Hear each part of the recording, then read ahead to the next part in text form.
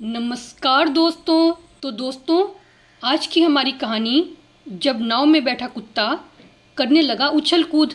किसी नगर में एक सेठ रहता था। वह अपने कुत्ते को हमेशा अपने साथ रखता था।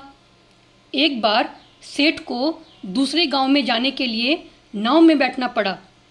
सेठ ने कुत्ते को भी अपने साथ नाव में बैठा लिया। कुत्ता पहली बार नाव में बैठा था। नाव नदी में तेजी से आगे बढ़ रही थी और हिलती नाव की वजह से कुत्ता असहज हो रहा था। चारों ओर पानी देखकर कुत्ता उछल कूद करने लगा। नाव में बैठे सभी लोग कुछ देर तक तो चुपचाप बैठे रहे, लेकिन बहुत देर तक कुत्ता ऐसा ही करता रहा। तो सभी को डर लगने लगा कि कुत्ते की इस उछल कूद की वजह से नाव डूब भी सकती है। उन्होंने सेठ से कुत्ते को रोकने के लिए कहा, किंतु कुत्ता सेठ की बात भी मानने को तैयार नहीं था। कुत्ते की उछल कूद और बढ़ने लगी तो सभी और डर गए।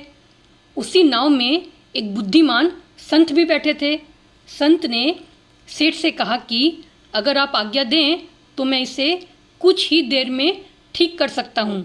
सेठ ने कहा, जैसा आपको उचित लगे वैसा कीजिए, नहीं तो ये कुत्ता तो आज हम सभी को डुबा कर ही छोड़ेगा। संत उठे और उन्होंने कुत्ते को पकड़कर नदी में दूर फेंक दिया।